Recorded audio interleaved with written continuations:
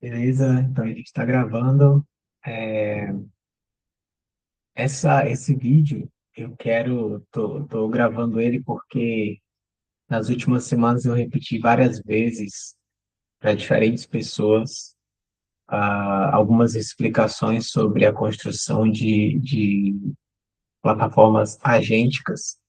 E, enfim, esse é um vídeo tanto para desenvolvedores que ainda não conhecem, não sabem como isso funciona muito bem. Então, eu vou dar uma palavra técnica aqui, mas é também para pessoas curiosas que querem entender como que plataformas estão integrando agentes inteligentes para que eles consigam fazer aí algumas automações ou ter autonomia para auxiliar, assistir os usuários com onboardings ou, enfim, através de consultas e outras assistências por meio de áudio, de texto, esse tipo de coisa. Então, dá um exemplo bem concreto aqui, né? Ó, só para a gente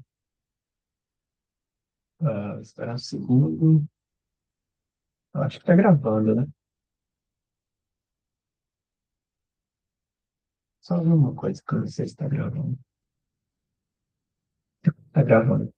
Sim, então, como eu ia falando, então, só mostrar aqui um primeiro teste, olha só. Oi, Louver, tudo bem? Eu quero saber como que você pode me ajudar.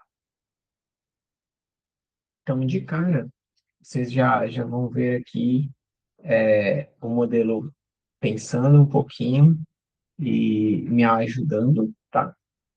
Eu acho que isso aqui foi uma pergunta muito genérica. Ele trouxe aqui algumas das coisas que ele pode fazer, ó.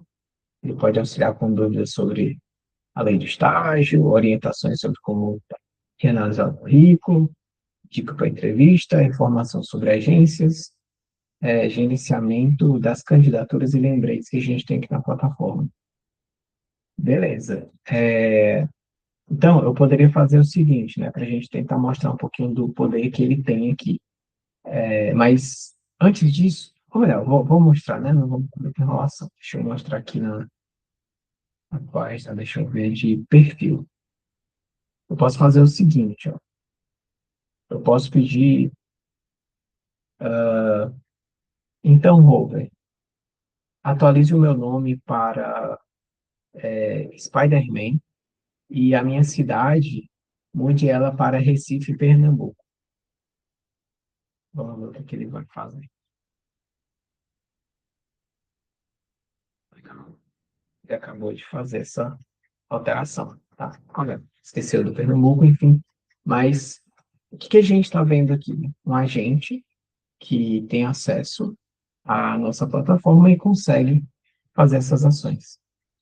E aí, comparando isso com grandes empresas do mercado, o, uma plataforma que usa um tipo de inteligência aí nas suas buscas, né, é o Mercado Livre. Porém, o Mercado Livre ele usa um modelo chamado de RAG, que é um RAG mais tradicional, e basicamente o RAG ele é utilizado para fazer pesquisas, e essas pesquisas, elas normalmente capturam ali a intenção do usuário, fazem uma busca vetorial. O que seria essa busca vetorial? Imagina que ele vai buscar dentro de vários produtos, e você fez uma busca por armário de cozinha. Então, ele vai passar por dentro de vários armários, e dentro desses armários, ele precisa perceber que tem algo relacionado à cozinha, dentro da descrição, enfim, nas fotos, e etc. Ele precisa perceber. Quando ele encontra isso, ele retorna para a gente essa busca vetorial e os itens ali que ele entende que estão relacionados à cozinha. Por isso, quando a gente faz uma busca no Mercado Livre, ela vem tão completa, né? Mesmo a gente não sendo tão específico no que a gente quer. Ele percebe essa intenção. Alexa, né, a Echo Dot, a Alexa faz a mesma coisa. Então, quando a gente fala para a Alexa, eu tenho que ter cuidado que a minha está ali atrás, né? Então, quando a gente fala para ela, Alexa, toca alguma coisa, ela vai primeiro pegar a nossa intenção. A nossa intenção é o quê? Tocar algo. Tocar, aliás. E ela tem uma lista de ações onde ela vai comparar, e essas ações elas têm uma ordem. Então, pode ser que a primeira ação dela seja tocar o rádio, ou melhor, tocar a Amazon Music, depois tocar Spotify, e em seguida tocar rádio. Então, quando você fala tocar algo, quando ela chega lá na intenção, bate no primeiro item e deu match, ela já executa. Entende? Então, normalmente a Alexa funciona aqui. Assim. E aqui é da mesma forma. E mostrando para o código, mostrando o código, né, indo para lá, como que isso funciona lá. Aqui, cadê? Aqui eu disse, ó, então atualize o meu nome para Spider-Man. Então ele separou nome igual a Spider-Man e ele separou também cidade igual a Recife. Se nós viermos no código, tá? E eu procurar aqui perfil ou profile. Aqui tem a regra de atualização de perfil. Ele diz, ó, você tem a capacidade de atualizar diretamente as informações do perfil do usuário. Se o usuário fornecer novos dados, e aí lista, né, quais são os dados. Se o usuário oferecer, calma, eu vou explicar o que que é isso aqui, tá? Eu vou explicar como que esse prompt aqui funciona. Ele lista aqui alguns dos dados do usuário, e ele diz, se o usuário informar isso, ou solicitar que você preencha, altere ou atualize essas informações, use a ferramenta Date Profile. Então, isso aqui é uma coisa interessante. Eu vou ter que ir no Google mostrar uma informação para vocês. Então, use a ferramenta Update Profile imediatamente para salvar as alterações no banco de dados. Informe que as atualizações foram realizadas com sucesso. Então, voltando para cá, ele fez exatamente isso. Ó, prontinho, atualizei seu nome para Spider-Man, sua cidade para Recife. Se precisar de mais alguma coisa, é só avisar. Diferente do Hack, do Mercado Livre, aqui a gente está usando uma coisa chamada Function Calling ou Tool Use, né, tool de ferramenta. Tem aqui na documentação da OpenAI, Function Calling, que seria isso daqui. Ah, e tem mais um conceito que eu acho que é interessante falar, que é do padrão para agentes React. Agentes padrão React. O agentes padrão React seria o seguinte: o agente ele consegue pensar, ele consegue raciocinar antes, né, ou para tomar uma ação a partir desse raciocínio, tá? Ah, então, que seria isso daqui, ó. Estou trazendo para o Google para você poder também pesquisar. Então, esse é o padrão React. Raciocínio, aliás, Reason mais Act, né? Raciocínio mais ação, tá? É uma arquitetura aí que a gente utiliza para estar fazendo essa integração de agentes com alguns tipos de plataforma. E por que que eu estou falando disso? Porque aqui é, é onde isso acontece. Aqui é onde o modelo pensa antes de tomar uma ação. Então, nesse ponto aqui, ele já pensou, e quando ele entende que o que o usuário pediu foi uma atualização de perfil, ele vai dentro do prompt para entender qual ferramenta ele pode utilizar. E a ferramenta, nesse caso, que ele está utilizando é o Update Profile, que é justamente isso daqui, o Function Column. Então, se a gente olhar aqui nos exemplos, deixa eu chamar isso um pouco. Ó, o usuário que ele vai perguntar sobre clima, né, sobre tempo, e ele vai fazer a chamada de uma tool, de uma ferramenta chamada Get Weather. E aí ele passa um parâmetro que é Paris, tá? Para saber qual que é a temperatura ali de Paris, né? O clima. É, e aí, voltando para cá, ó, Update Profile. Se a gente pesquisar essa ferramenta, aqui ele não está disponível. Deixa eu ampliar aqui. Update Profile. Quero mostrar para vocês onde que está essa ferramenta. Update Profile. Olhando aqui. Update Profile. Tá aqui ela.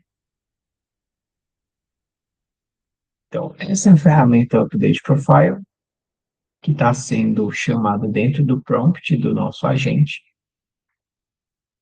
E dentro de Update Profile, a gente tem toda uma orientação de como que o agente deve utilizar esse endpoint ou essa chamada. Isso daqui se aproxima muito de um MCP, tá?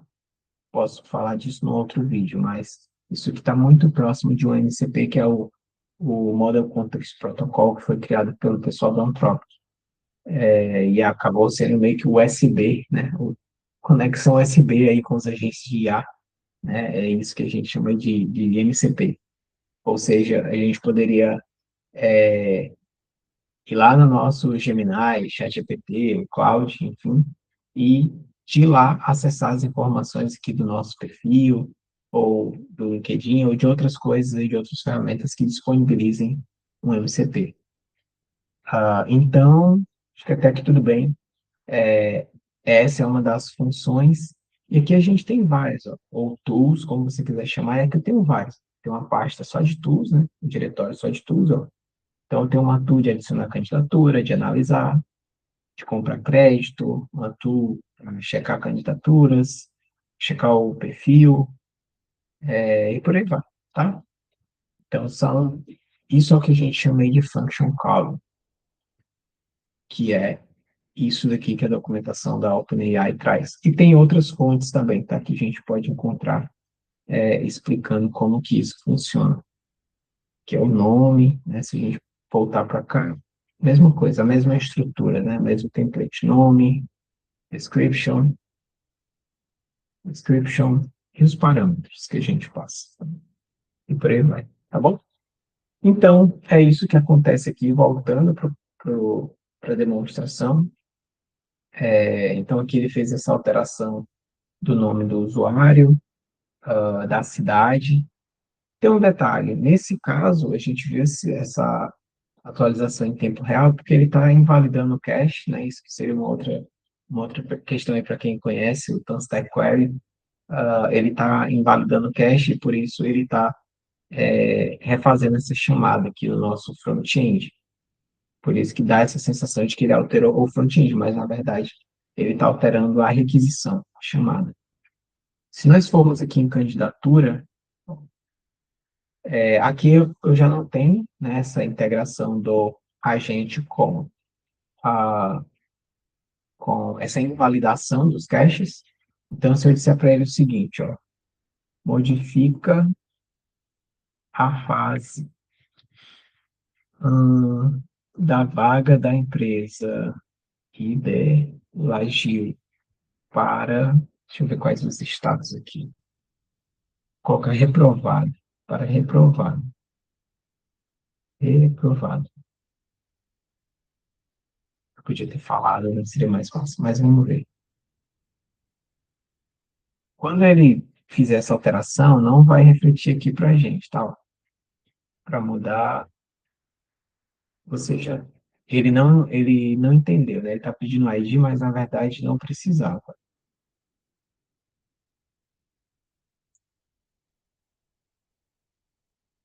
E a vaga para desenvolvedor destaque. Aliás, a candidatura. Então, deixa ele resolver. Ele tem que encontrar ali nos prompts, ele precisa entender que ele já possui essa informação e ele consegue resolver isso para a gente. Perfeito. Ele disse que acabou de modificar. Então, eu vou atualizar a página. Perfeito, ele conseguiu. Reprovado. Se a gente abrir, ó, prontinho, a fase de candidatura de revogo curso técnico de elogio foi atualizado para reprovada, com sucesso. Mudei de ideia. É, coloque ela na fase de fit cultural. Vamos ver. Beleza. Atualizado de novo. Eita, que ele se perdeu. Você dou para a entrevista, mas devia ser fit cultural. E agora? Já acabei? Observe que eu estou aqui fazendo um diálogo, utilizando uma linguagem humana, para que o agente interprete, transforme isso em comando e execute. Vamos ver agora se foi. Não foi. Enfim, não vou continuar teimando com ele. É, não vou continuar teimando com ele. Quero dar outro exemplo, deixa-me ver. Liste apenas o nome e o telefone de todas as agências de Recife. Vamos ver o que ele vai retornar para a gente. Aqui tem um outro detalhe interessante. Essa plataforma que eu estou trazendo tem várias questões aqui que a gente poderia passar horas discutindo. Hum? Aí ele se perdeu aqui no comando. Deixa, apesar do meu computador.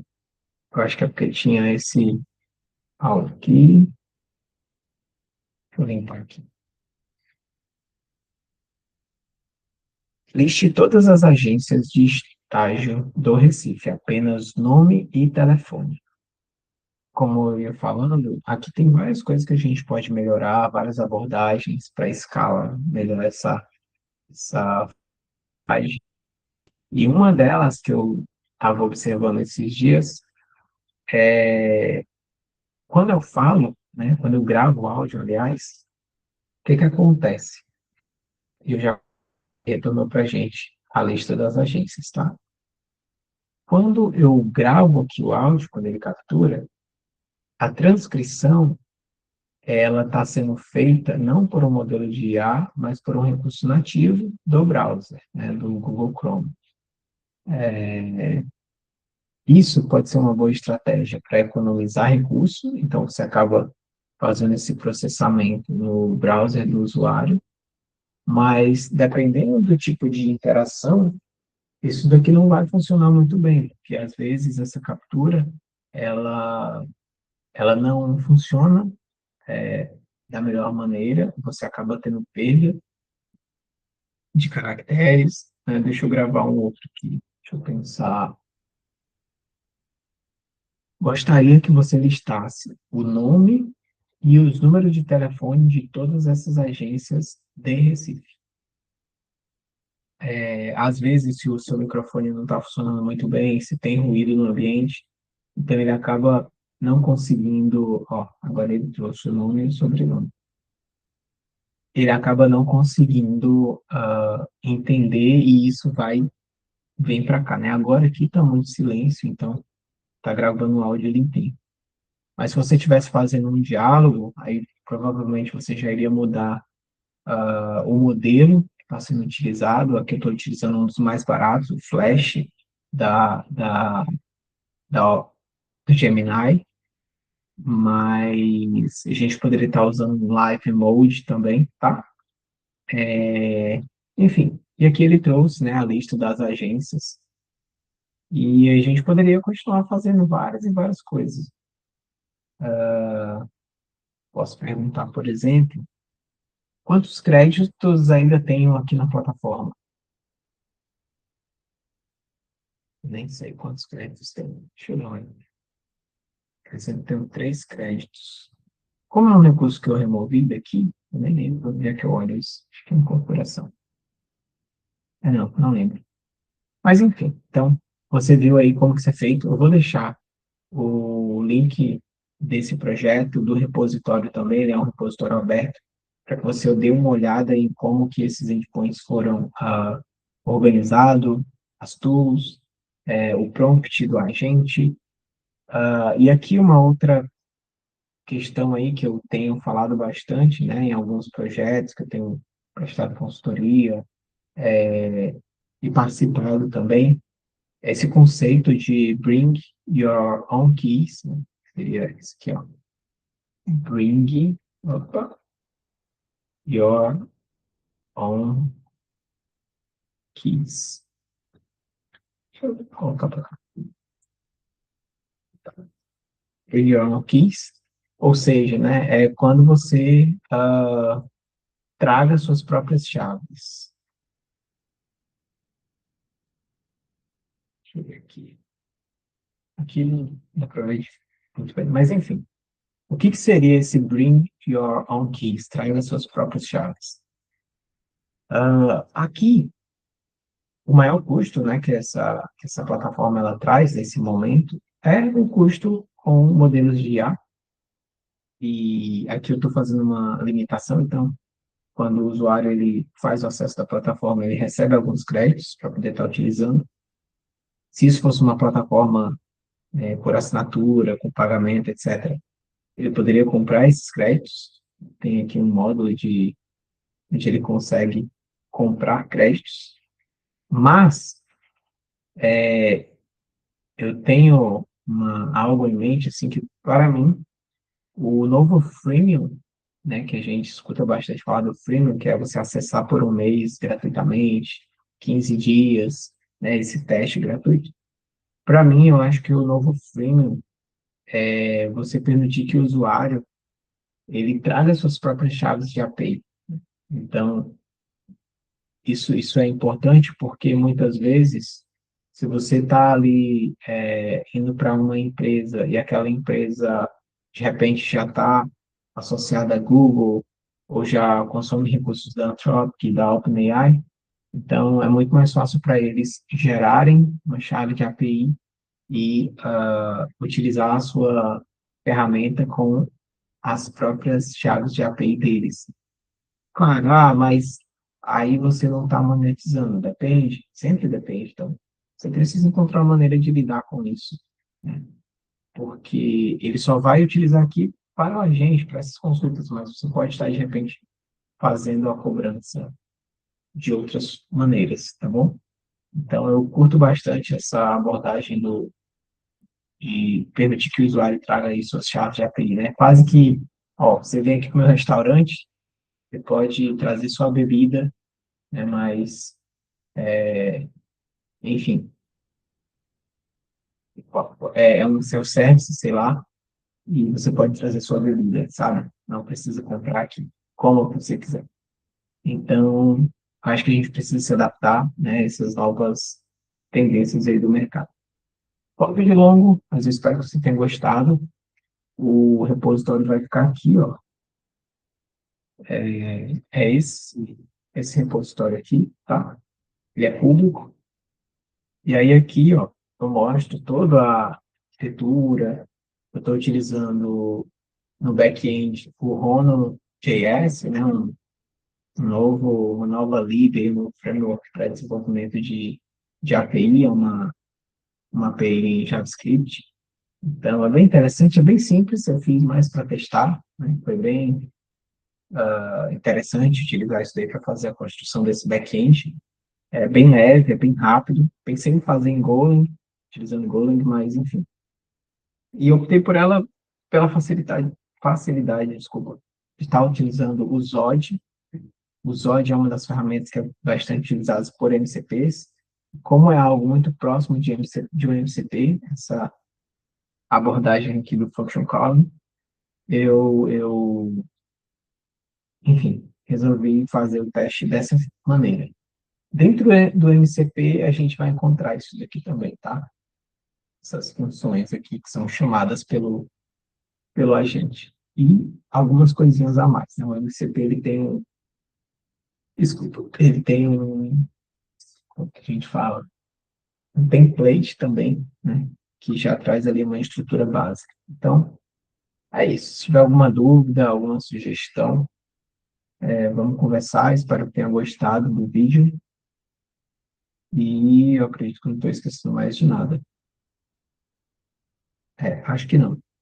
Aqui a gente tem um back-end, aliás, o banco de dados ele está rodando no Codebase, mas poderia estar funcionando em outra plataforma, Neon, ou enfim, qualquer provedor.